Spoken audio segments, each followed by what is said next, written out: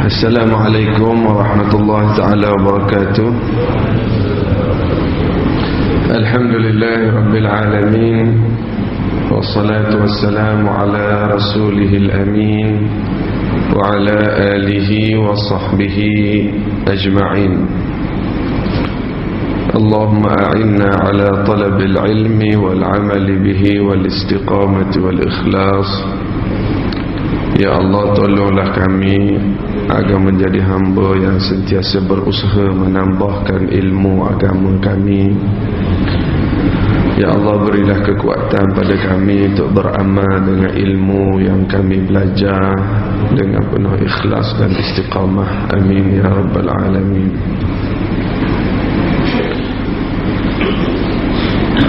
Salah satu cabaran yang hebat yang dilalui oleh Nabi Muhammad sallallahu alaihi wasallam dalam mengembangkan agama Islam, dalam menjalankan dakwah, dalam memperjuangkan Islam, Nabi Muhammad berhadapan dengan golongan-golongan yang memusuhi Islam. Ada satu golongan yang muncul selepas hijrah, golongan duri dalam daging kepada umat Islam. Golongan yang jahat ini tidak ada di Mekah, sebab Nabi ada dua zaman. Satu zaman sebelum hijrah, satu zaman selepas hijrah. Sebelum hijrah ni zaman tak menang lagi Islam. Sebelum hijrah ni zaman Mekah, zaman kena tindas, kena tekan, kena boikot. Selepas Nabi hijrah, Islam berkuasa, kuasa politik, kuasa ekonomi hebat di Madinah. Masa ni zahir satu golongan yang memusuhi Nabi sallallahu alaihi wasallam yang sangat bahaya di kalangan umat Islam, golongan al-munafiqin. Istilah munafiqin ni asal daripada perkataan nafaq.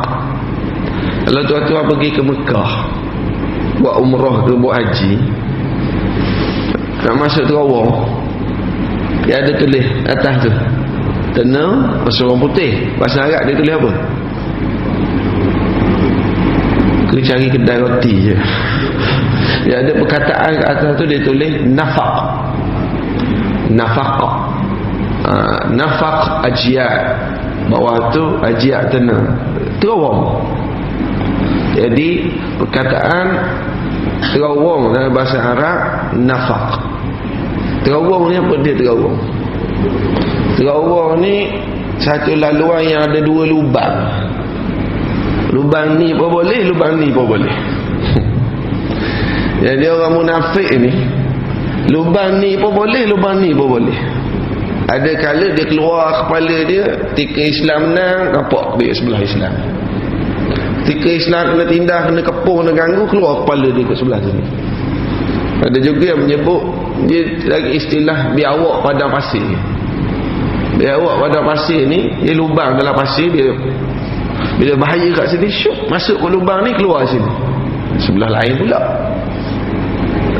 sini tak dapat manfaat, tak berapa untung, syuk, masuk keluar sini pula. Ini dari segi bahasa lah.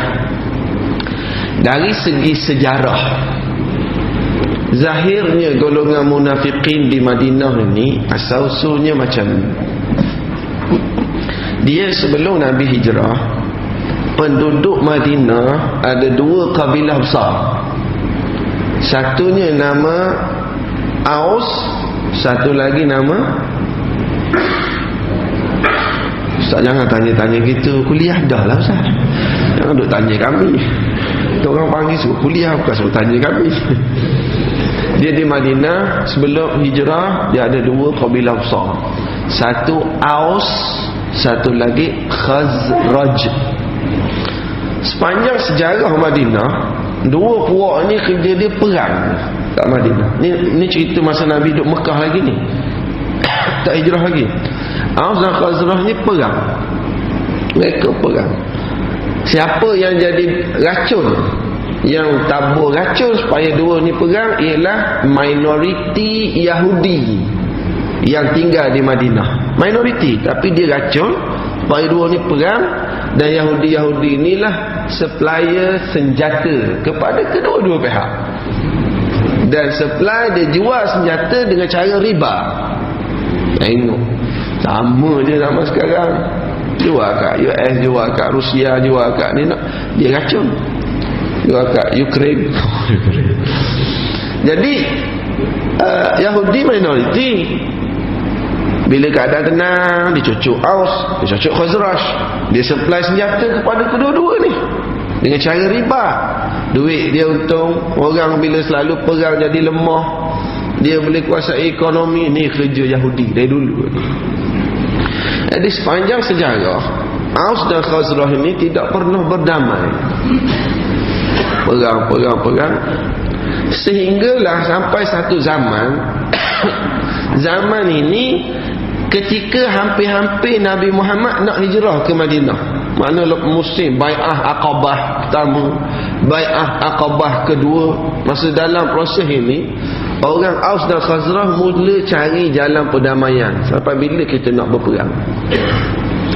Ketika dekat dah Nabi nak hijrah, berlakulah dalam sejarah kali pertama Aus dan Khazraj berdamai. Nabi tak hijrah lagi, Nabi baru dekat nak hijrah. Okeylah, kita berdamai. Dan bila kita damai di Madinah ni, kita nak jadi kuat, kita kena lantik ketua seorang.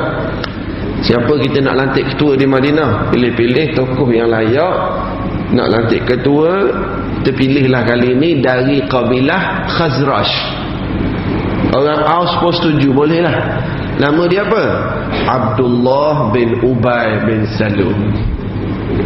Okeylah, bolehlah lantik Abdullah bin Ubay jadi ketua. Tiba-tiba baru je nak bagi tauliah, nak akad sumpah, Muhammad hijrah ke Madinah. Tala'al badru alaina. Aus dan Khazraj bergabung jadi Ansar. Muhajirin datang, kita lantik ketua di Madinah Nabi Muhammad sallallahu alaihi wasallam. Virus nifak wujud hasil berebut jawatan. Bukan berebut, dia tak layak, dia nak jawatan. Virus nifak wujud. Kini orang nak lantik aku, tiba-tiba pergi lantik Muhammad. Tak jadi lantik aku jadi ketua. Muhammad ni, dia ni datang orang tak lantik aku. Abdullah bin Ubay, aku duduk di Madinah, orang nampak minat sangat dengan Muhammad. Kalau aku nak declare lawan, tak lagi, tak boleh nak lawan. Jadi baiklah aku sokong Islam juga. Aku menampakkan yang aku ni pun sokong Islam. Jadi aku akan duduk di Madinah Muhammad, aku akan buat kerja aku. Ini asal usulnya virus nifaq. Dia berlaku ketika Islam sedang kuat. Sebab dia mengaku Islam, dalam hati tak suka pada Nabi Muhammad, tapi dia mari ke masjid. Dia kalau Nabi Muhammad berucap, oh ni Muhammad pemimpin kita ni hebat, dia puji Nabi Muhammad depan orang, dia datang masjid. Tetapi dia menyimpan kebencian pada Nabi Muhammad sallallahu alaihi wasallam.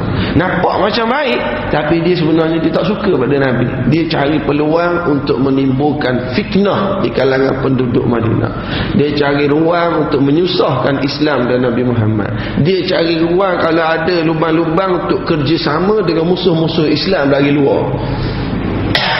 Nabi Muhammad pun mulalah duduk di Madinah. Bahaya golongan ini, golongan yang jiwanya tidak sepenuh hati dengan perjuangan Islam, jiwanya tidak sepenuh hati dengan Islam, jiwanya mencari kepentingan, cari manfaat. Kalau ketika Islam menang, Islam kuat, aku akan bersama. Mana-mana manfaat aku boleh dapat, aku akan ambil peluang. Tapi dia tetap simpan benci. Dia ada personal pemusuhan, kebencian dalam hati ni pada Nabi. Batang tubuh Nabi Muhammad satu dah. Dia memang benci melihat. Kalau dia tengok Islam kuat, dia rasa tak seronok. Kalau dia tengok Islam ni kena serang, kena kutuk, kena rempak, kena serang, dia rasa seronok. Ini sifat orang munafik. Tak buka. Ini perangai mereka. Pagi ni Saya nak sebut dua peristiwa yang berlaku zaman Nabi Muhammad yang menzahirkan lagi sifat golongan ini, bahaya golongan ini. Yang pertama, perangai mereka ketika peperangan Uhud. Dalam sejarah, Nabi Muhammad hijrah ke Madinah. Tahun kedua berlaku perang Badar. Cerita perang Badar kita dah cerita panjang lebar dah, bulan Ramadan lah itu. Dia berlaku bulan Ramadan. Bayangkan, kali pertama puasa, dan dalam kali pertama puasa itulah berlaku perang Badar. Islam menang besar kerana kekuatan iman para sahabat dan pertolongan dari Allah Subhanahu Wa Taala. Ingat, menang ada dua sebab. Menang sebab kekuatan iman para sahabat. Bila kuat iman, melahirkan amal soleh, akhlak kuat, dan juga tak nafikan yang lagi utama lagi, pertolongan Allah Subhanahu Wa Taala. Ini keyakinan kita. Bukan menang sebab hebat perancangan kita, sebab hebat strategi kita sahaja. Itu satu, tapi jangan lupa menang juga dengan pertolongan Allah. Ini akidah dalam perang Badar. Tahun depan, tahun ketiga hijrah, dia dalam perang Badar ni cerita dia kan Abu Sufyan bawa barang bisnes balik ke Mekah selamat, Abu Jahal kena bunuh. Jadi tahun depan Abu Sufyan tak puas hati, susun tentera, kumpul, kerah untuk perang balik dengan Nabi Muhammad di Madinah. Dia ada berlaku mimpi. Sebelum perang Uhud meletus, Nabi Muhammad SAW bermimpi. Nabi mimpi sebelum perang Uhud. Nabi mimpi ada mana dah? Nabi mimpi ada di kalangan ahli keluarga baginda yang akan terbunuh.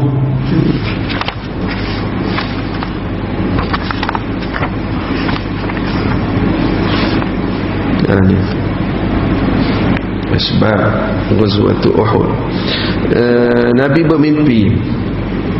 Dalam pada satu malam Nabi bermimpi, inni qad ra'aitu wallahi khairan ra'aitu baqaran tuzbah. Ada lembu disembelih,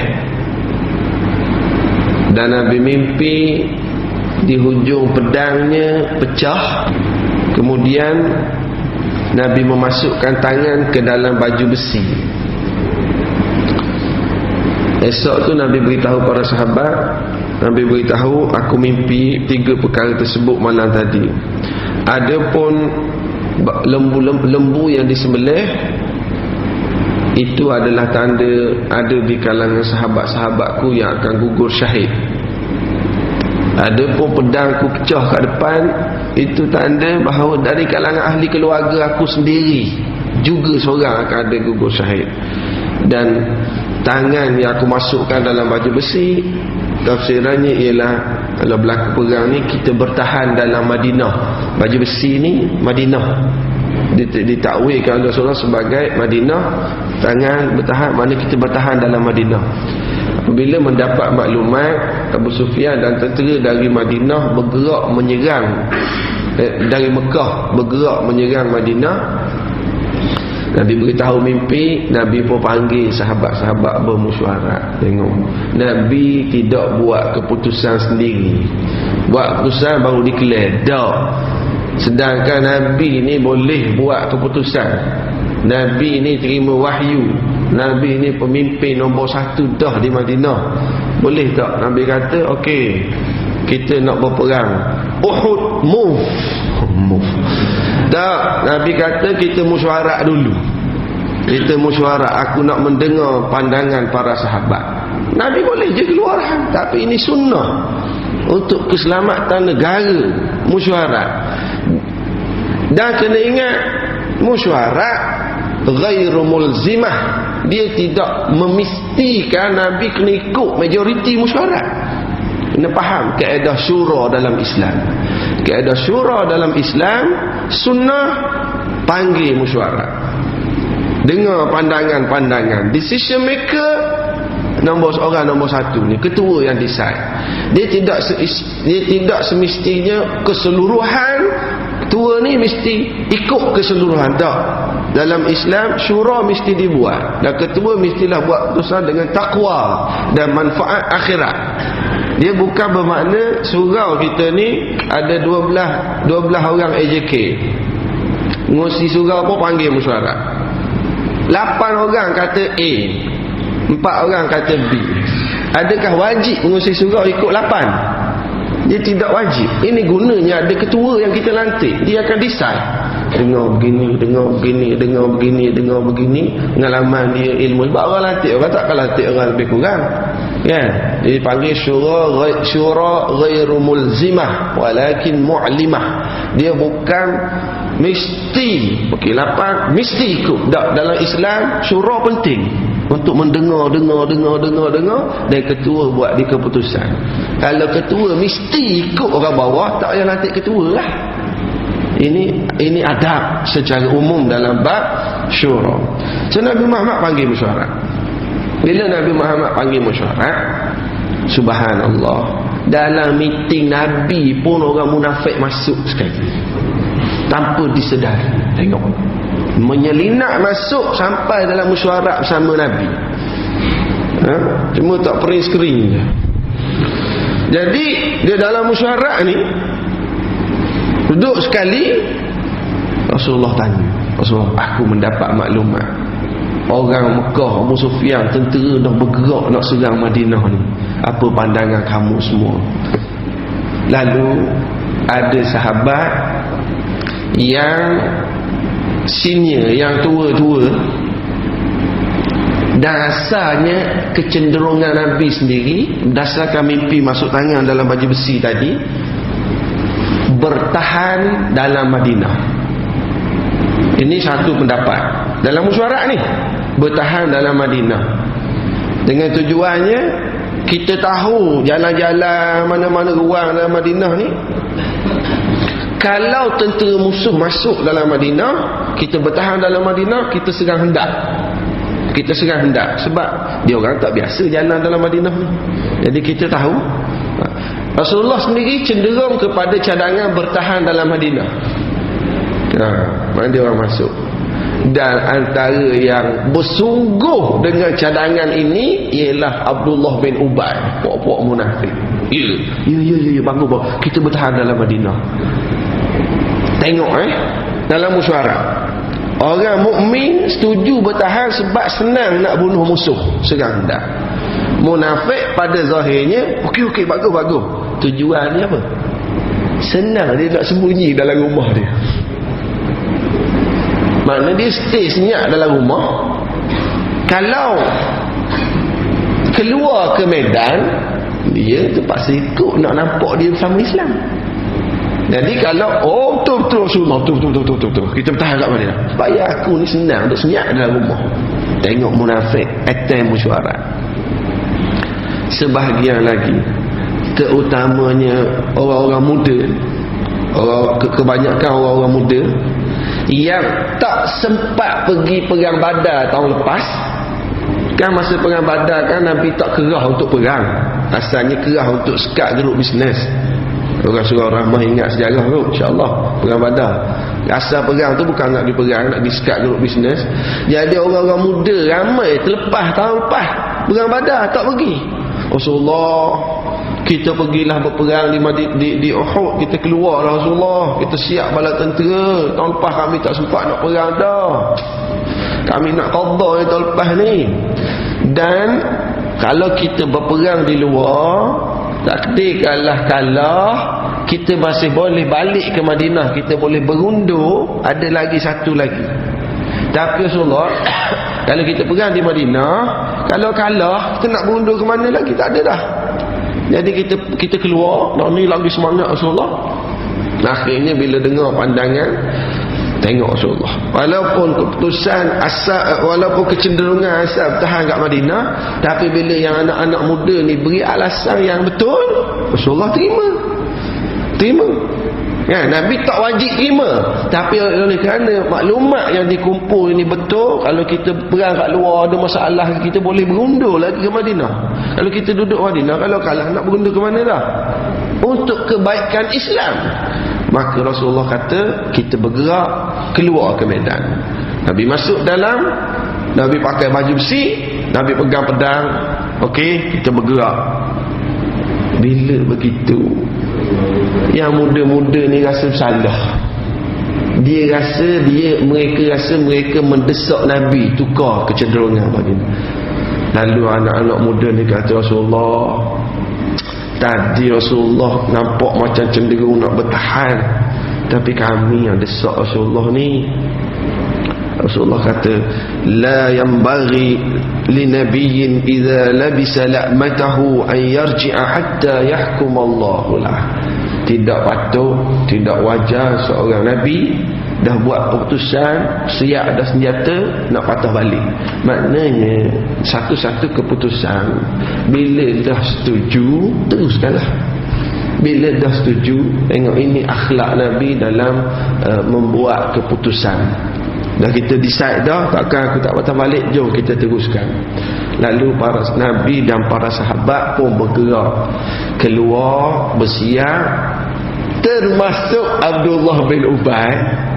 Seramai 1,000 orang bergerak dari Madinah menuju ke medan Uhud. Mungkin sekarang kalau kita pergi Madinah, kita rasa macam dekat sangat. Masjid Nabawi dengan Uhud tu sekejap je kan, naik bas tak lama. Di zaman dulu ya, jalan, sebab mereka bergerak secara tentera, secara pergerakan darat begitu. Mereka siap, seramai 1,000 orang bergerak menuju ke medan perang. Termasuk tengok berada dalam saf tentera. Dalam saf tentera Islam ada orang munafikin. Tengah bergerak. Ni ketika keadaan kritikal, musuh sedang bergerak, kritikal negara. Ketika ini Abdullah bin Ubay and the gang dalam grup tentera dia duduk bisik, cakap, alama naqtulu anfusana ayyuhan nas. Kita buat apa ni, kita nak cari penyakit ni, bunuh diri sendiri dia pergi perang. Tak betul keputusan ni. Rasulullah asal keputusannya nak tahan dalam Madinah. Kenapa kita keluar ni, ikut desakan puak ni? Kita tak perlu pergi ni, kita cari masalah ni.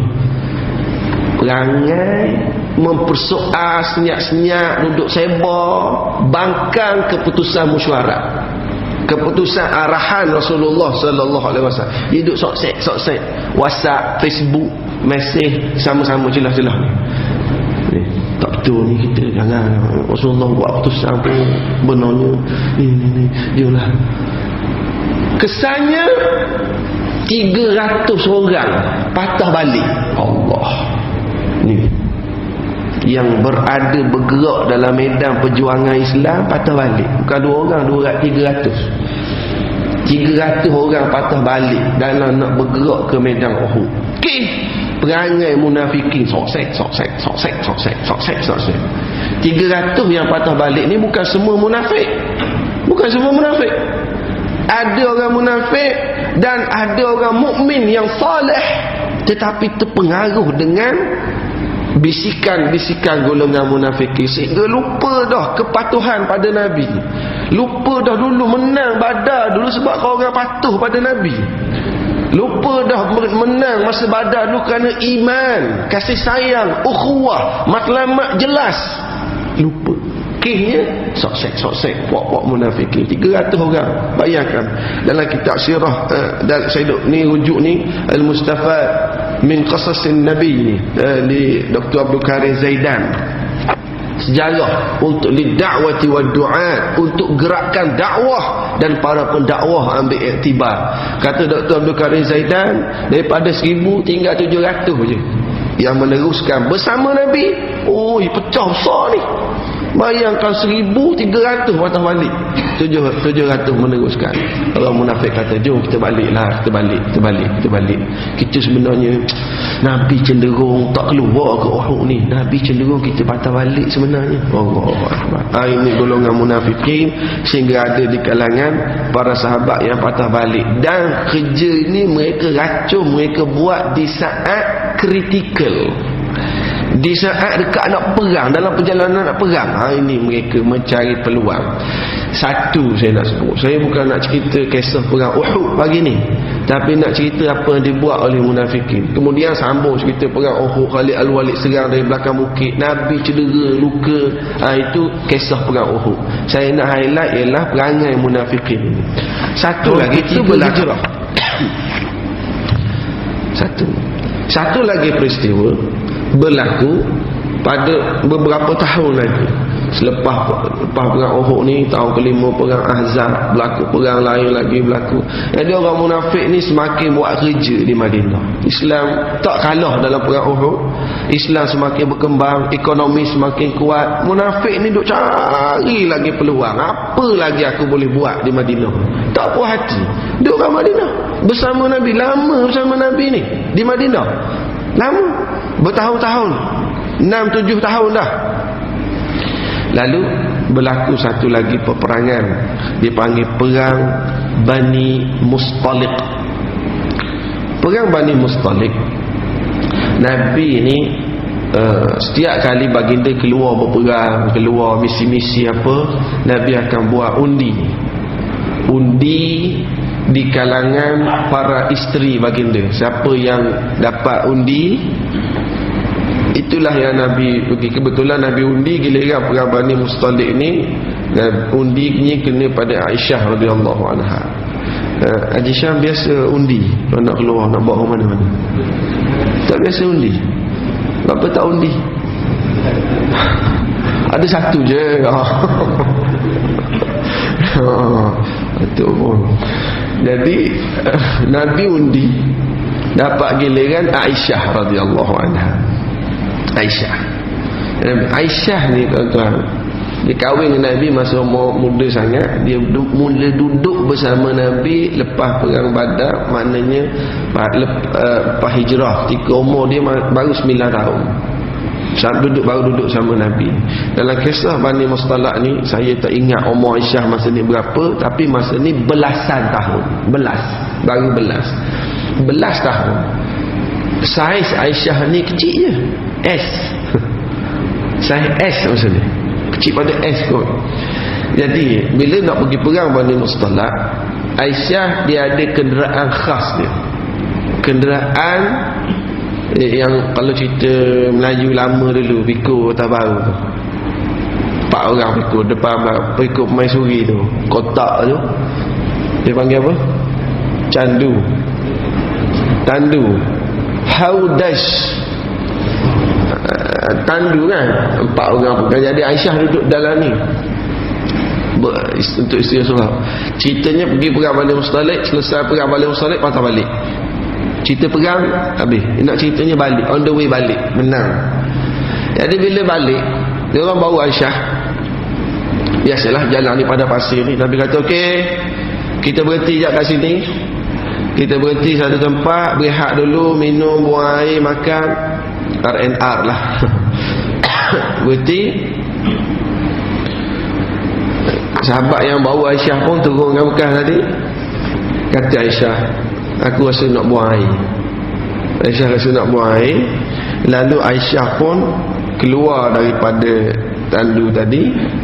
Dia zaman dulu tak ada tandas, R&R dia. So nak buang air kat mana? Kena biarlah jauh sikit pada orang, cari kawasan bukit-bukit pasir, pergi buang air kat belakang-belakang tu. Ni biasalah, sebab tu dalam Islam ada istinja. Sebab situ tak ada paip air. Istinja. Biasa buat gini, berak belakang-belakang bukit mana-mana. Beramallah dengan ilmu. Saya pernah ada pengalaman, bukan pengalaman sendiri, pengalaman tengok. Saya belajar kat Yaman dulu. Pada sana kita travel ni kadang-kadang 3-4 jam dalam padang pasir saja. Pasir je kira. Macam di tengah laut, tapi laut pasir. Jadi ada lapak Arab bagi tahu driver, Qif, berhenti, nak kencing. Dia pun turun bah, dia kencing lah. Kita duduk atas bah ni, nampak juga kadang dia cari bukit pasir sikit, dia turun, nampaklah kepala dia lah. Masa dia duduk kencing belakang sana tu, jadi dia cari dapat bukit sikit, dia duduk, dia kencing, dia nampak lagi lah celah-celah pasir tu. Jadi Aisyah ni bila rasa nak buang air, dia keluar dari haudash tadi, tandu tadi, dia keluar cari tempat bukit pasir sikit, dia buang air. Selesai qada hajat, Aisyah pun nak bangun, nak balik ke tempat Nabi dan sahabat tadi. Bawa perasan rantai dia terjatuh. Rantai terjatuh, pasir kan, pada pasir. Aisyah pun patah balik, dia cari mana rantai jatuh, mana. Cari-cari, Nabi dan sahabat, Rasulullah kata, tak perasan Aisyah keluar. Rasulullah kata, okey, teruskan perjalanan. Para sahabat tadi angkat, terus jalan. Tak adalah dia cek, ada ke nak jalan ni? Tak. Kata Aisyah, ketika itu para sahabat terus bergerak, mereka tak perasan aku ni ada ke tak ada, sebab aku masa tu ringan, saiz S. Jadi sahabat angkat terus jalan. Ingatkan Aisyah ada, sebab ada ke tak perasan, sebab ringan. Jadi mereka teruskan perjalanan. Aisyah duk cari rantai tadi, tak jumpa rantai. Lalu Aisyah pun tak jumpa, yelah payah nak cari dekat pasir ni. Cuma Aisyah dia tak panik. Bila dia sampai kat tempat Rasulullah dan para sahabat dah tak ada, dah bergerak, dia tak panik. Dia tak, Abang Mat mana? Lepas tu tengah cari sendiri, pergi kejar. Dah, Aisyah tak panik. Buat apa? Tindakan yang terbaik kalau terpisah, buat macam mana? Stay kat situ. Muslimat pernah tak hilang suami masa kat Masjidil Haram di Mekah? Kalau hilang jangan pergi cari, lagi susah nanti. Dia kena ada tempat jumpa. Kalau hilang abang, tunggu bawah lampu hijau tak ada tempat. Tunggu kat tiang ni tunggu kat tempat kasut nombor ni jangan pergi cari kalau hilang suami. Kena duduk tempat kita janji. Ini Aisyah, dia tak panik. Jadi bila cari tak jumpa orang dah tinggal, dia pun duduk je kat tempat parking tandu tadi. Kata Aisyah ini, dia sempat berfikir, dia tak panik. Nanti orang tak jumpa cari aku, dia cari sini balik. Okey, Nabi meneruskan perjalanan. Ketika itu ada seorang sahabat yang bernama Safwan ibnu Mu'attal As-Sulami.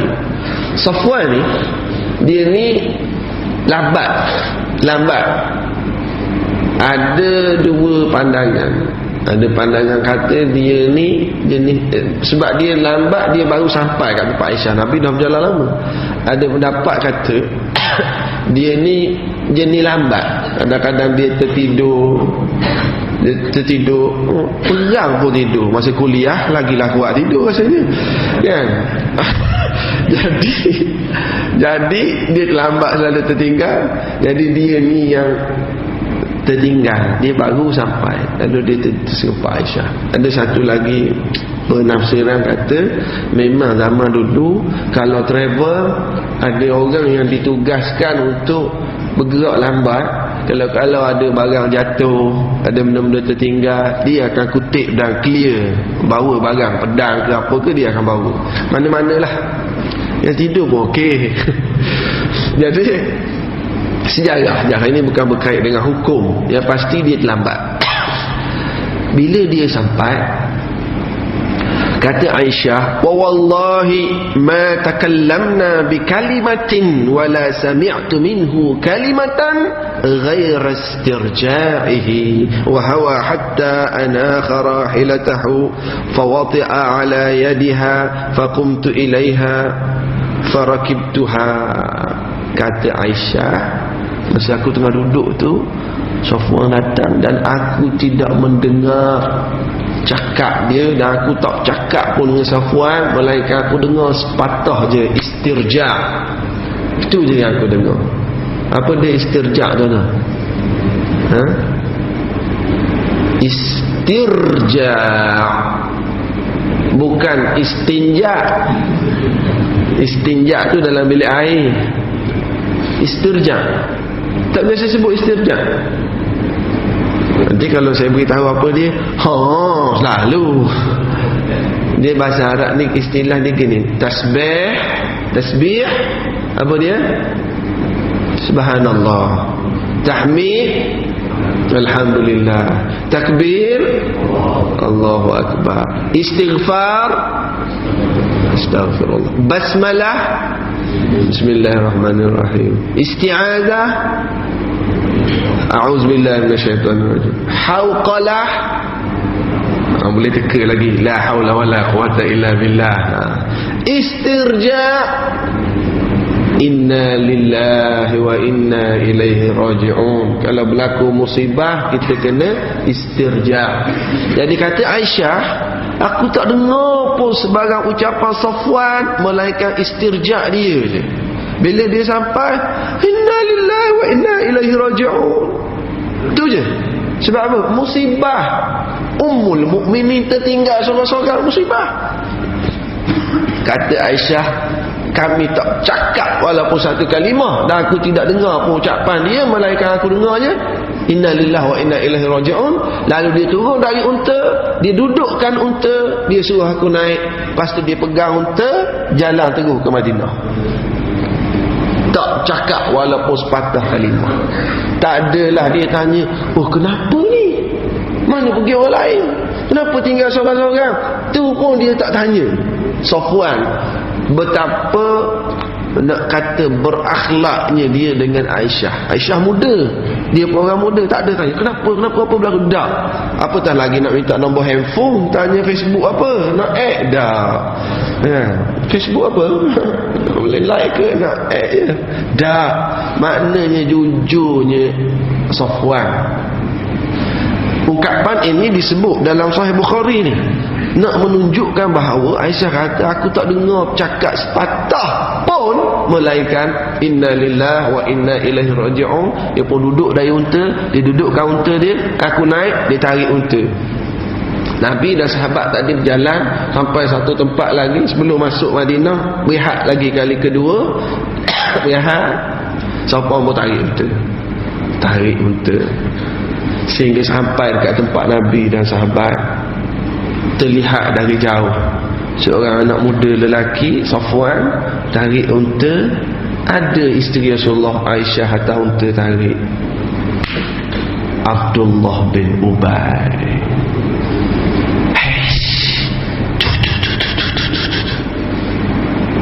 Orang muda. Tak lepas mesti ada apa. Tengok puak munafik siap join, nampak bersama dalam perjuangan Nabi pergi perang Bani Mustalik. On the way balik, selesai perang, dia tak buat hati ke perang, dia buat hati ke balik. Dia buat hati di kalangan tentera, orang kenal dah, tentera tak layan. Sekarang character assassination, bunuh karakter Nabi, serang peribadi isteri Nabi. Allah, ini kerja dia tak boleh nak serang direct batang tubuh, dia cari orang-orang yang rapat di kalangan ahli keluarga dan dia kaitkan dengan Nabi. Kerja character assassination ini kerja musuh-musuh Islam dari dulu dah. Guna media, guna apa, sehingga nak timbul benci, tak suka orang pada batang tubuh Nabi, tapi secara batang tubuh tak boleh nak buat isteri Nabi. Allahu Akbar. Munafik bila nampak ni balik perang ni, mereka duduk dalam kalangan tentera, nampak bersama, berjuang bersama Nabi. Itu Safwan, Aisyah, tak lepas, mesti ada orang kecil lain, mesti ada. Tapi pandai munafik ni, mereka sebar cerita, mereka tak sebut berzina, dia tak sebut, cuma dia sebar. Subhanallah, ada sahabat yang terpengaruh. Ya. Ada sahabat yang siap terlepas cakap lagi, tersilap sebut zina. Sahabat ni orang mukmin, orang soleh, tapi cepat sangat forward, copy paste. Sehingga ada yang tercakap zina. Dan nanti saya nak potong cerita sikit ujung nanti bila turun ayat Quran, ada sahabat yang soleh yang kena hukum hudud sebab tuduh orang berzina tak bawa saksi. Antaranya Mistah, dia ni ahli perang Badar, orang soleh, tapi terpengaruh dengan propaganda munafikin. Subhanallah. Kita ambil Aisyah dulu. Aisyah bila balik ke Madinah, Aisyah dia demam. Sebab mungkin barangkali wallahu alam lah, kerana duduk pada pasir lama seorang tak apa, tertutup gitu. Yang penting Aisyah balik, dia kata aku demam. Aisyah tak tahu cerita sebab dia demam, dia tak keluar dari rumah, tak jumpa orang, demam. Cumanya kata Aisyah, kali ni bila aku demam, Rasulullah masuk kat bilik. Rasulullah kata, Assalamualaikum, kaifatikum, macam mana dah kamu? Cah, macam aku demam. Rasulullah pun keluar dari bilik. Nanti esok mana kata Aisyah ni dia cerita selepas dia tahu dah, aku tak tahu apa yang sedang tersebar, tapi munafik duk sebar kat luar. Isteri Rasulullah curang, Rasulullah zina duk sebar kat luar. Benda ni sampai kat Rasulullah. Orang duk cakap, menyebabkan sebagai seorang suami, sebagai seorang manusia ada perasaan, ya. Tapi Rasulullah pun tak percaya sebenarnya. Apa pun memang kamu pergi kesan. Rasulullah masuk, macam mana dah Aisyah? Kata Aisyah, aku dapati kali biasa kalau aku sakit, abang mak lain, abang mak gosok hujung cap. Kali ni aku dapati Rasulullah ni, kita nak sebut perkataan apa macam mana dah? Okey, keluar. Kata Aisyah, mana kalau biasa Nabi Muhammad ni gosok-gosok, duduk dekat, duduk lama, ambil perhatian, tapi kali ni macam mana dah? Dia pun keluar. Dia panggil, kata Aisyah, aku dapati Rasulullah ni agak apa bahasa kita nak panggil dingin. Dingin. Betul-betul itulah bahasa dia. Betul. Biasa dingin ke? Dulu-dululah. Jadi kata Aisyah betul, perkataannya dingin. Aku dapati Rasulullah agak dingin kali ni. Biasanya kalau aku sakit, Rasulullah very caring. Bukan kita nak kata Rasulullah ni ikut perasaan, tak caring, na'udzubillah. Bukan kita nak burukkan Rasulullah sallallahu alaihi wasallam. Tetapi itulah kesan. Kata almarhum Syekh Ramadan Al-Buti, ujian kali ini sangat hebat. Kerja munafik kali ini sangat jahat. Biasanya Nabi berhadapan dengan musuh dari luar. Sekarang tekanan kait dengan perasaan, jiwa, sebab isteri sendiri dituduh. Walaupun Nabi taklah percaya kepada itu, tapi tetap ada kesan. Lalu ditang, keadaan ini berterusan. Aisyah tulis, sehinggalah kata Aisyah, satu hari aku pun sihat sikit, aku jumpa dengan Ummu Mistah. Ummu Mistah ni adalah mak saudara kepada Abu Bakar. Kalau mak saudara Abu Bakar, Aisyah anak Abu Bakar. Maknanya Aisyah dengan Ummu Mistah cucu saudara, nenek saudara lah. Sebab Ummu Mistah ada anak nama Mistah. Jadi Aisyah jumpa dengan Ummu Mistah, dia jumpa, lepas tu ada macam barang jatuh sikit. Ummu Mistah kata, ta'isa Mistah, celaka Mistah. Mak kata celaka pada anak. Aisyah terkejut. Aish, kenapa cakap gitu? Dahlah Mistah ni ahli Badar dulu, attend perang Badar, generasi antara pangkat yang mulia, ialah pangkat ahli perang Badar. Mak pula kata celaka Mistah. Aisyah kata, ish, kenapa ni? Kenapa cakap gitu? Lalu Ummu Mistah kata, Aisyah, kau tak tahu ke apa orang sedang bercakap tentang kau kat luar sana? Mistah pun duduk sebut kamu baru ni masa balik perang Bani Mustalik, kamu buat kerja tak elok dengan Safwan. Terkejut Aisyah. barulah Aisyah faham bahawa patutlah suamiku dingin kepadaku. Rupanya fitnah sedang tersebar.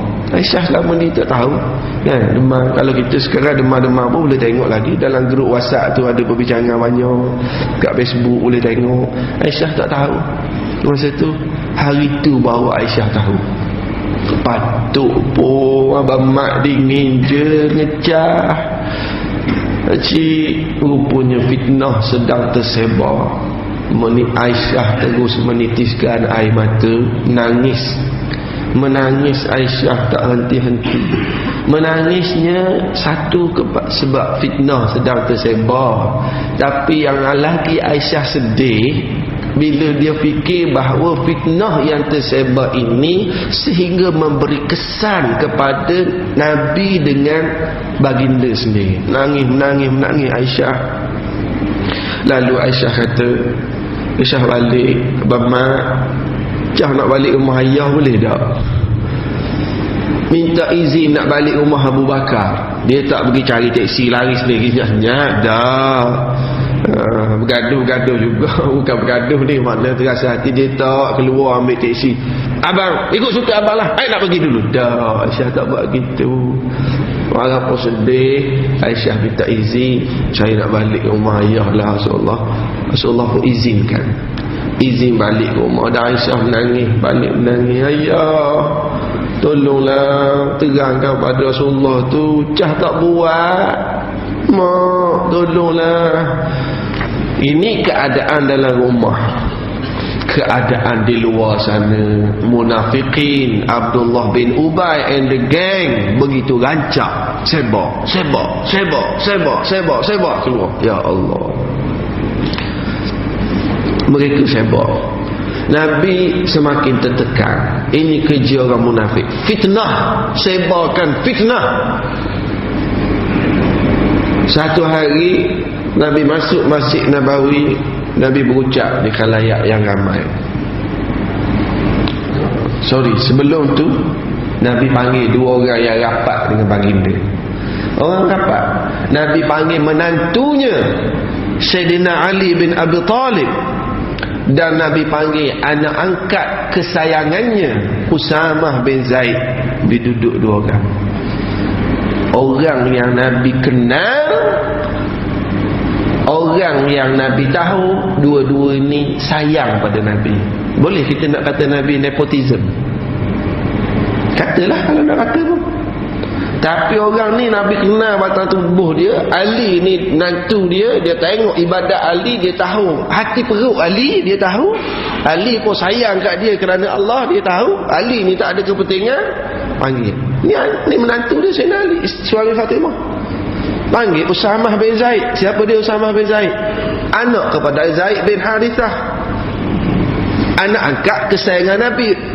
Ni cucu angkat kesayangan Nabi. Panggil, ni urusan yang perlu pandangan orang dalam betul.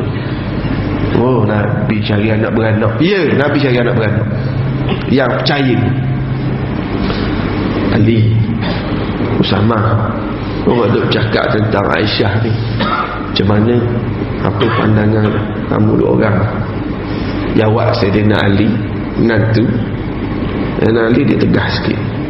Sayyidina Ali kata, Rasulullah, orang perempuan ada ramai. Rasulullah boleh pilih lah orang perempuan lain, tak apa. Kalau Aisyah ni mungkin jadi fitnah, jadi apa. Ada lagi apa orang perempuan, Rasulullah jangan rusing sangat. Ini pandangan Sayyidina Ali. Yang jawabnya menurut ikhlas pengetahuan dan pandangan dia untuk kebaikan Rasulullah. Nabi dengar, tak semestinya Nabi terima semua, dengar. Usamah, kamu macam mana? Kata Usamah bin Zaid, Rasulullah, saya hidup lama dah dalam rumah ni dan saya kenal Ummu Aisyah. Saya tidak tahu berkenaan Aisyah melainkan yang baik saja. Setakat saya kenal dia, dia baik. Dia baik. Walaupun orang fitnah apa kat dia, setakat saya kenal dia, dia baik. Orang fitnah pun tak ada bukti, fitnah je, tuduh je.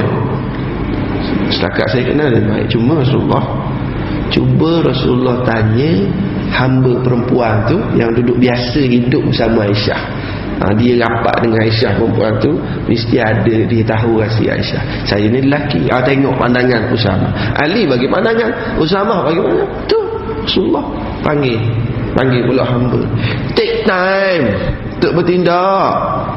Ya. Ada tak boleh tak kita kata lambat Nabi decide. Nabi panggil pula, hamba perempuan, duduknya macam mana? Sekarang duduk cakap Aisyah kat luar, orang tuduh begini Aisyah. Apa pandangan kamu? Kata hamba ni, setakat aku kenal Aisyah, tak adalah dia buat kerja tak elok. Tengah-tengah malam online seorang-seorang tak benar. Dia tahu Aisyah ni pernah sekali masa dia duduk masak, dia tertidur masa jaga masakan. Kata ayah kambing datang mari makan, dia tu yang dia masak. Itu je sekali silap dia yang pernah aku jumpa. Tu silap pun tertidur, bukan silap buat khianat, buat dosa. Bukan buat khianat, bukan kesilapan khianat. Tuduhan ni tuduhan khianat. Mungkin dia ada silap, tapi bukan silap berbentuk pecah amanah dan khianat. Jadi Aisyah tak khianat, kata perempuan ni. Lalu Rasulullah pun lagilah tenang sikit hati bila dapat pandangan yang positif. Rasulullah pun datang ke masjid, berucap depan sahabat, aku ni ada orang sedang bercakap tentang isteriku, ada orang tuduh begini-begini tak elok. Jadi bila Nabi berucap begitu, bangun seorang sahabat. Faqama Sa'd bin Mu'az. Sa'ad bin Mu'az ini orang Aus dalam masjid Nabi. Orang Aus mana? Ketua Aus, Sa'ad bin Mu'az. Kata Rasulullah, siapa orang tu Rasulullah? Kalau dia dari kabilah kami orang Aus, saya akan pancung leher dia Rasulullah. Kalau dia dari kalangan orang Khazraj, Rasulullah beritahu je pada kami untuk buat apa, kami akan bertindak anytime. Dalam masjid ni dia ketua Aus, dia kata siapa orang tu Rasulullah, kalau orang tu dari kalangan Aus, saya akan pancung kepala dia. Kalau orang tu daripada Khazraj, Rasulullah suruh je, kami nak buat apa kami akan buat. Tiba-tiba dengar macam tu, ketua Khazraj pula bangun, Sa'ad bin Ubadah. Dua-dua Sa'ad bin Ubadah bangun. Dia orang baik, orang soleh. Tapi bila ni sebut Aus Khazraj, dia timbul balik. Dia kata apa? Kadzabta al-amrullah, kamu bohong. Kamu tahu dah bukan orang Khazraj, orang Aus. Sebab tu kamu cakap gitu. Kamu tahu dah orang yang dimaksudkan tu orang Khazraj. Kamu nak burukkan Khazraj, kata ketua. Bangun pula anak saudara yang pertama tadi. Kamu tu ketua Khazraj, kamu pun munafik, kamu tolong orang munafik. Sedangkan yang bangun tadi orang soleh, orang mukmin. Yang ni pula, kau munafik, kau tolong orang munafik. Tengok jahatnya kerja orang munafik, sampai orang mukmin pun tergelar-gelar sama-sama sendiri munafik. Dalam masjid Nabi, di depan Nabi, di kalangan, dan timbul balik. Dulu dah bergabung satu jadi Ansar, sekarang timbul balik Aus, Khazraj. Orang ni tuduh orang ni munafik, orang ni tuduh orang ni munafik. Munafik yang sungguh-sungguh ni punya kerja. So beware, kena munafik yang asal ni dulu. Ustaz apa ni tajuk bagi ni Ustaz? Tajuk sejarah. Ini kaedah, ini berlaku depan Nabi, dalam masjid Nabi, duk gaduh. Allahu Akbar. Ini fitnah, ini jahatnya munafik asal. Sehingga Nabi bangun, aku masih ada depan aku pun kamu nak bergaduh.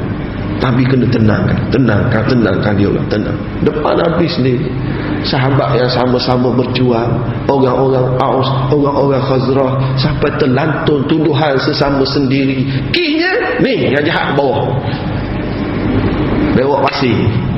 Sekarang keluar lubang ni, keluar kali lubang ni, kali lubang ni. Sehingga di kalangan orang Islam hampir bergaduh, berpecah, berperang, berbunuhan sesama sendiri. Timbul balik seruan-seruan jahiliah, gelar balik. Oh ya lal ansar, ya lal aus, ya lal khazraj, sebut balik geruk lama dulu. Allahu Akbar. Nabi tenangkan balik para sahabat. Lalu Nabi balik sekali lagi ke rumah Abu Bakar, dan Nabi sebut satu ungkapan kepada Aisyah di hadapan Abu Bakar, dan ungkapan ini mengkuris hati Aisyah seperti sembilu. Bahasa bagi ni Paul. Aisyah sedih-sedih dah, tapi Nabi balik macam kata dua. Tamma alhamdulillah, Nabi selawat, Nabi sebut puji Allah selawat. Amma ba'du, Nabi kata, wahai Aisyah, ayat ini cukup-cukup terasa bagi Aisyah. Ya Aisyah, innahu balaghani anki kadha wa kadha, fa in kunti bari'atan fasayubarri'uki Allah, wa in kunti almamti bi dhanbin fastaghfirillah wa tubi ilaihi. Allahu akbar. Nabi balik, Nabi kata, Aisyah, sampai cerita pada aku begini wahai Aisyah, kalau kamu tak bersalah, Allah akan selamatkan kamu. Kalau kamu buat sungguh, Aisyah, taubatlah, Allah terima taubat. Ayat tu seorang isteri yang jujur cukup terasa. Bila suami kata, kalau yang pertama tadi okey lagi, Aisyah, kalau kau tak buat, Allah akan selamatkan kamu. Tapi ayat kedua tu, Aisyah, kalau kamu buat dosa ini, taubatlah. Bagi seorang isteri yang jujur, suami yang dia sayang, boleh sebut, kalau kamu buat, taubatlah. Allahu akbar. Ini jahat orang munafikin sampai dalam rumah tangga Nabi. Moga-moga Allah hancurkan pok-pok munafikin ni sepanjang zaman. Moga-moga Allah bongkar jahat orang munafikin ni sepanjang zaman. Moga-moga Allah bongkarkan dia bergaduh sama-sama diri dia sendiri nanti, orang munafik ni yang khianat pada Islam, yang tak boleh tengok Islam ini tersebar, Islam semakin naik ini. Allahu akbar. Aisyah kata, bila aku dengar je Nabi sebut, kalau kamu buat sungguh bertaubatlah, kata Aisyah, mataku, air mata meluncur keluar. Aku menangis tak henti-henti, dan aku tak tahu nak jawab apa. Aku tengok ayah, jawablah. Abu Bakar tak nak kata apa. Mak tolong jawab. Mak tak tolong kata apa.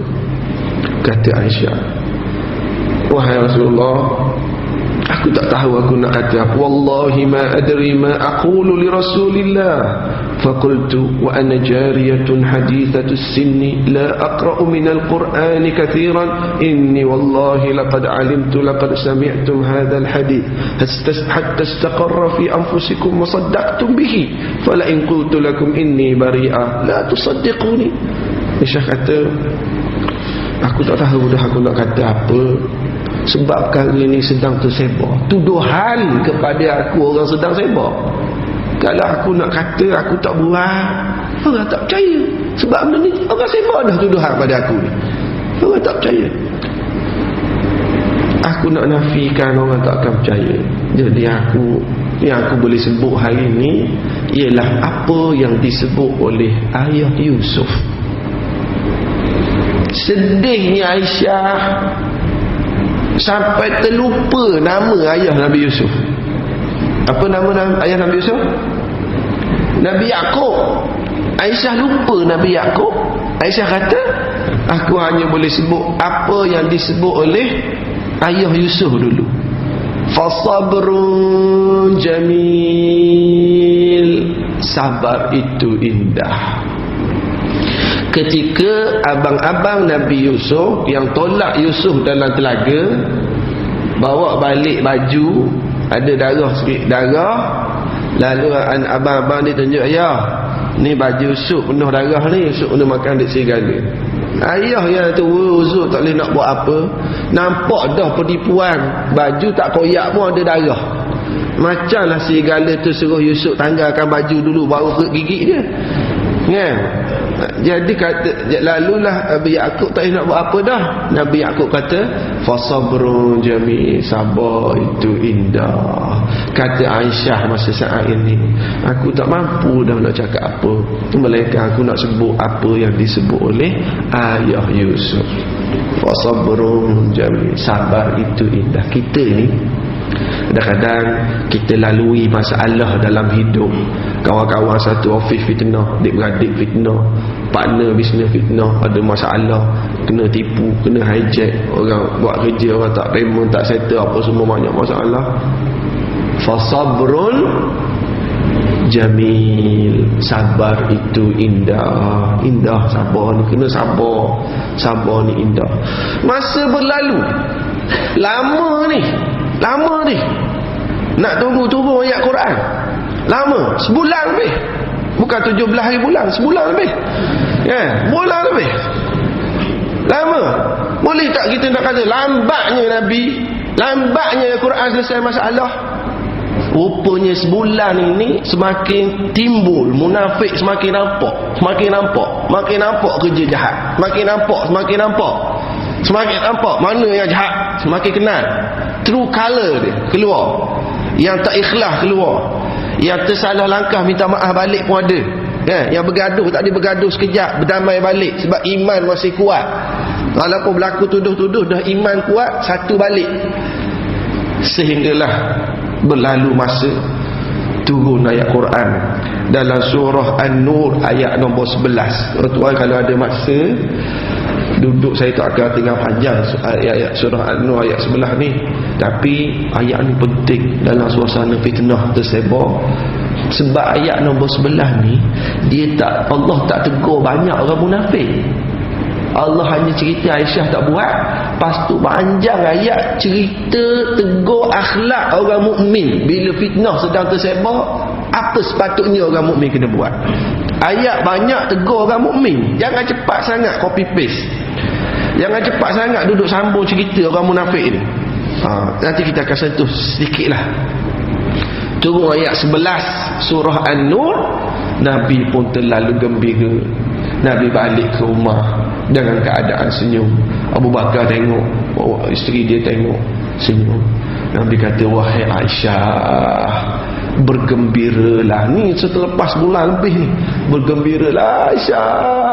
Allah dah turunkan ayat, innal ladzina ja'u bil ifki usbatun minkum la tahsabuhu syarran lakum bal huwa khairul lakum. Sesungguhnya yang duduk bawa kerja fitnah ni ada 2-3 ekor je di kalangan orang ni.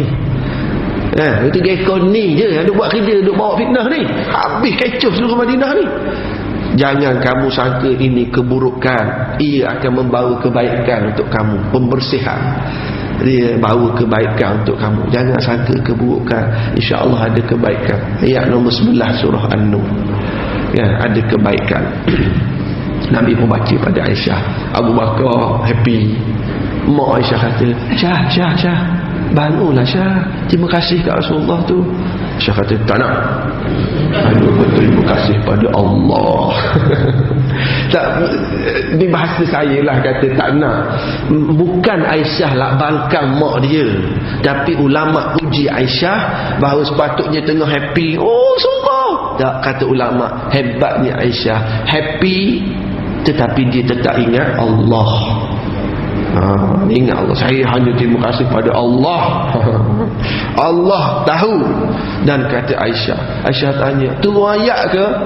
Ya, turun ayat. Lagi Aisyah, ya Allah. Sebab kan Nabi sebelum ni bentuk wahyu, selain pada turun ayat, Jibril datang juga melalui mimpi kan. Aisyah kata, sebenarnya aku duk jangka Nabi akan bermimpi, makna wahyu melalui mimpi. Tetapi level wahyu yang lagi hebat, turun ayat berkenaan dengan aku. Ya Allah. Bagi Aisyah ini satu kemuliaan bagi Aisyah.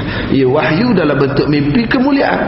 Wahyu dalam bentuk ayat ini lagi hebatlah bagi Aisyah.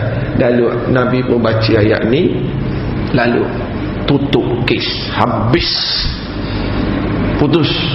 Jelas bahawa ini jahat kamu puak-puak munafikin, menyebabkan orang pun semua senyap. Habis dah cerita, tak ukit balik dah, tutup kes. Tapi ada sahabat yang kena hukum hudud. Siapa dia yang kena hukum hudud? Mistah, anak kepada mak saudara Rasulullah tadi, mak saudara Abu Bakar tadi. Mistah kena hukum sebab kerana terlepas cakap. Abdullah bin Ubay tak kena sebab dia tak sebut zina, tidak kena. Tapi orang kenal dah. Apa? Orang kenal dah. Orang kenal dah. Muka ni kenal dah. Walaupun kau masih stay tak kena hukum, kenal dah. Tahu dah siapa kau. Mistah kena rotak. Dan Mistah ini adalah orang miskin. Sebelum peristiwa ni, Sayyidina Abu Bakar selalu bagi duit pada Mistah. Sebab Mistah anak mak saudara dia. Makna Mistah dengan Abu Bakar apa hubungan? Sepupu lah. Dia kaya Abu Bakar. Abu Bakar selalu bagi duit pada Mistah. Bagi duit pada Mistah, tolong sepupu. Bila turun ayat membersihkan Aisyah, Abu Bakar bersumpah. Mistah pun berkata, aku bersumpah, aku duk tolong kamu selama ni bagi duit. Aku bersumpah aku tak nak bagi duit pada kamu. Tengok kesan orang munafik sampai sepupu apa tu yang belum. Lepas tu turun sambungan ayat surah 11 surah An-Nur tadi. Ayat turun menegur tindakan Sayyidina Abu Bakar As-Siddiq. Tegur ayat, sambungan ayat-ayat panjang. Dan tidak patut seorang mukmin bersumpah untuk tidak tolong sahabat dia. Tidakkah dia mahu sahabatnya itu bertaubat dan Allah menerima taubat saudaranya? Maknanya sambungan ayat tegur Abu Bakar yang bersumpah tak nak ifak dah. Abu Bakar kata, aku bersumpah balik demi Allah, aku nak supaya sahabatku diampunkan, aku akan sedekah balik untuk dia. Oh, tengok iman kan? Iman Abu Bakar bila dengar ayat Quran, dengar ayat bersihkan Aisyah, iman dia kerat. Mistah sambungan ayat tegur, tak elok buat gini, dia boleh berubah balik. Boleh tak kita nak kata Abu Bakar ni lalang? Dia bukan lalang, tetapi inilah iman dengan ayat Quran. Tiba-tiba benci ayat Quran tegur, tiba-tiba memaafkan balik. Allah, ini iman. Dia tidak dipengaruhi oleh emosional dalam buat tindakan. Iman, ukhuwah terjalin balik. Ukhuwah terjalin balik. Kemudian sambungan ayat ni, rekah sikit lagi. Ada makan tak begini? Habar sikit lagi. Sikit lagi. Kedai tak tutup insya-Allah. Sikit lagi. Ini yang lagi cantik. Laula iz sami'tumuhu dhanna al-mu'minuna wal mu'minat bi anfusihim khairan. Ayat yang puji sepasang suami isteri ketika fitnah tersebar. Abu Ayyub Al-Ansari dengan isterinya Ummu Ayyub Al-Ansari. Abu Ayyub duduk kat rumah ni masa tengah cerita hak ni. Isteri dia Ummu Ayyub balik bawa cerita. Abu Ayyub, orang tu cerita Aisyah dengan Safwan masa balik perang Banu Mustalik 2 orang tu. Isteri bawa balik cerita. Perempuan dia cepat sikit maklumat. Jadi bawa balik cerita. Abu Ayyub tengok suami dengar suami bila dengar isteri dia bawa balik cerita begitu, suami tanya, Ummu Ayyub, kalau kamu di tempat Aisyah, kamu akan buat ke kerja gitu? Tak Bayuk, saya setia Bayuk seorang je.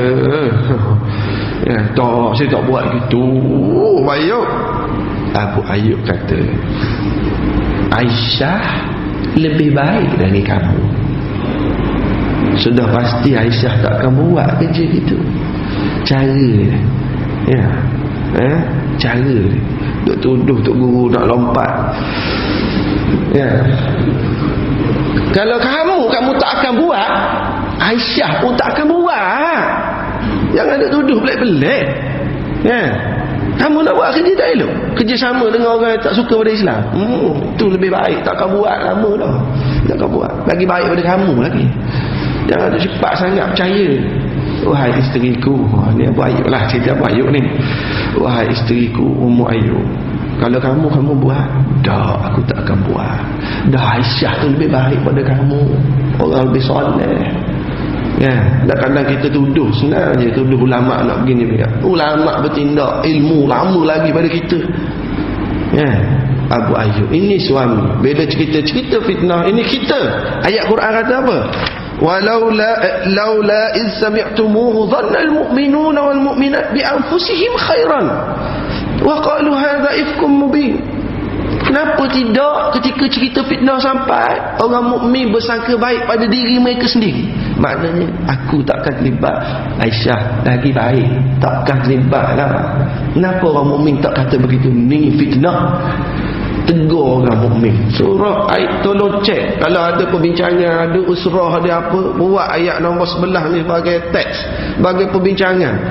How to solve, how to handle bila tersebar fitnah. Saya kalau pukul 7.30 cakap orang putih sikit kan? Jadi macam mana? Dan ayat ni pun sebut lagi, apabila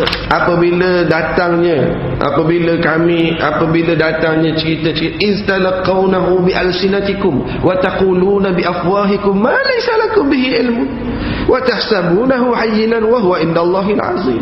Ingat ketika mana berita-berita sampai di kalangan kamu, lalu kamu bercakap-cakap, kamu komen gini, kamu komen gini. Dulu cakaplah, dia tak ada komen kat bawah tu, komen komen like tak ada, ya, forward, copy paste tak ada. Ni Nabi kata talaqawnahu, kamu bertukar-tukar komen. Orang ni cakap wa taquluna bi afwahikum, kamu cakap bi afwahikum ma laysa lakum bihi ilmu, yang kamu tak tahu pun. Kamu cuma bercakap je. Orang cakap kamu tak tahu realiti. Kamu cakap wa tahsabunahu hayyinan, kamu rasa small matter, hayyinan. Ada cakap kamu rasa itu kecil, hayyinan, wa huwa indallahi azim, sedangkan ia di sisi Allah besar. Perkara fitnah kamu rasa kecil je cakap Aisyah, tapi besar. Orang nak bergaduh kat masjid, timbul balik Aus Khazraj. Allahu akbar. Ini akhlak yang Nabi ingatkan orang mukmin. Moga-moga kita menjadi orang yang sentiasa berakhlak, sentiasa kembali kepada Allah, sentiasa cuba mengkaji sejarah Nabi dan tiru Nabi sallallahu alaihi wasallam dalam setiap keadaan. Nabi bagaimana berhadapan dengan orang kafir, Nabi bagaimana berhadapan dengan orang munafikin. Kita kena rujuk cara Nabi. Allah Ustaz, kita nak rujuk cara Nabi macam mana? Nak baca pun tak sempat. Kalau sempat pun kami nak rujuk yang sumber asal pun payah nak faham macam mana nak bertindak cara Nabi. Ulama ada, para ulama mereka adalah rujukan. Ya, bukannya agama ini khusus untuk ulama, tidak. Tetapi Nabi kata mereka seumpama bintang di langit, sebagai panduan kita dalam nak bermusafir di padang pasir di tengah laut. Mereka jadi panduan. Maka jadikanlah panduan. Moga-moga hidup kita selamat, kita bersama, kita jaga akhlak, menjaga keimanan, dan setiap tindak tanduk kita berhati-hati dengan golongan munafikin yang akan ada sepanjang zaman. Akan terutamanya ketika Islam semakin kuat, Islam semakin ramai, orang semakin minat dengan Islam, masa ni akan zahir munafikin. Masa zaman surau kena kunci dulu, tak ada sangat orang nak mengaku Islam. Tapi bila Islam kuat, Islam nampak makin hebat, akan ramai orang yang berpura-pura nampak nak Islam. Masa kena kepung, masa kena tutup surau, masa tak ramai, yang ada tu itu memang betul-betul mukmin zaman Mekah dulu. Senyum pada Mekah. Ya, jadi moga-moga kita dipandu oleh Allah dalam setiap tindak tanduk kita. Wallahu a'lam. Bismillahirrahmanirrahim. Alhamdulillahirabbil alamin. Hamdan yuwafi ni'amahu wa yukafi mazidah. Ya Rabbana lakal hamdu kama yanbaghi li jalali wajhika wa 'azimi sultanik. اللهم إنك تعلم أن هذه القلوب قد اجتمعت على محبتك والتقت على طاعتك وتوحدت على دعوتك. Ya Allah, Engkau maha mengetahui hati-hati ini telah berkumpul di atas dasar kasih kerana-Mu, Ya Allah. Kami berkumpul atas dasar ukhuwah, di atas akidah kerana agama-Mu, Ya Allah. Kami berkumpul dengan niat untuk membantu agama-Mu, Ya Allah. Allah وتوحدت على دعوتك وتعاهدت على نصرة syariatik. Hati-hati ini telah berjanji setia untuk menolong dan membantu agamamu ya Allah. وتعاهدت على نصرة syariatik فوثق اللهم رابطتها. Eratkanlah ikatan hati-hati kami ya Allah. فوثق اللهم رابطتها. Eratkanlah ikatan hati-hati kami ya Allah. فوثق اللهم رابطتها. Eratkanlah ikatan hati-hati kami ya Allah. وأدم مدها. Kekalkanlah kasih sayang dan kemesraan sesama kami ya Allah. وهدها سبلها. Tunjukkanlah kami jalan yang benar ya Allah. Bimbinglah kami untuk kami melakukan tindakan-tindakan yang benar ya Allah. Washrah suduraha bifaidil imani bik. Terangkanlah hati-hati kami dengan limpahan iman kepadamu ya Allah. وأدم مدها وهدها سبلها واملأها بنورك الذي لا يخبو واشرح صدورها بفيض الهدى بكل عليه. Indahkanlah, hiaskanlah hati-hati ini dengan keindahan tawakal kepadamu ya Allah. وأحيها بمعرفتك.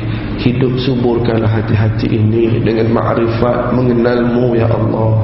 وأمتها على الشهادة في سبيلك. Matikanlah pemilik hati-hati ini dalam keadaan syahid berjuang di atas agamamu ya Allah. Allahumma arinal haqqa haqqan warzuqna ittiba'ah. Ya Allah, perlihatkanlah kepada kami kebenaran sejelas-jelasnya dan berilah kekuatan untuk kami jujur dan mengikut kebenaran ya Allah. Wa arinal batila batilan warzuqna ijtinabah. Perlihatkanlah kepada kami kebatilan sejelas-jelasnya dan berilah kekuatan pada kami untuk jauhi dan tinggalkan kebatilan ya Allah. Ya Rahman ya Rahim. اللهم أعز الإسلام والمسلمين وانصر الدعاة والمجاهدين والمظلومين والمستضعفين. Ya Allah, muliakanlah Islam dan orang-orang Islam. Kurniakanlah pertolonganmu kepada para pendakwah dan golongan yang berjuang menegakkan agamamu ya Allah. Kurniakanlah pertolongan kepada golongan yang ikhlas memperjuangkan agamamu ya Allah. Allahumma alif baina qulubihim. Allahumma wahid sufufahum. Ya Allah, satukanlah hati para pejuang agamamu ya Allah. Satukanlah hati para pejuang agamamu ya Allah. Jauhkanlah kami daripada sebarang pertelingkahan sesama kami yang menggembirakan musuh-musuh agamamu ya Allah. Satukanlah hati para pejuang agamamu ya Allah. Jauhkanlah kami daripada pertelingkahan yang mengembirakan musuh-musuh agamamu ya Allah. Ya Allah ya Rahman ya Rahim. Allahumma wahid sufufana ya Allah. Ya Allah ya Rahman ya Rahim. اللهم انصر إخواننا المجاهدين في غزة. اللهم انصر إخواننا في فلسطين. اللهم انصر إخواننا في سوريا. اللهم انصر إخواننا في كل مكان. اللهم دمر أعداءك أعداء الدين. Ya Allah, hancurkanlah musuh-musuhmu dan musuh-musuh agamamu ya Allah. Allahumma alaika bil yahudi wan nasara fa innahum la yu'jizunak. Kami berserah kepadamu ya Allah kejahatan golongan Yahudi dan Nasrani yang sentiasa memusuhi agamamu ya Allah. Allahumma alaika bi a'wanihim wa hulafaihim minna minal ilmaniyyin wal munafiqin. Kami berserah kepadamu kejahatan golongan yang bersekongkol dengan Yahudi dan Nasrani di kalangan golongan sekular yang membenci agamamu dan golongan munafikin yang bersekongkol dengan mereka yang berada di kalangan kami ya Allah. Kami berserah kepadamu kejahatan golongan ini ya Allah ya Rahman ya Rahim. Rabbana atina fid dunya hasanah wa fil akhirati hasanah wa qina adzaban nar. Wa sallallahu ala sayyidina Muhammad wa ala alihi wa sahbihi ajma'in. Walhamdulillahi rabbil alamin.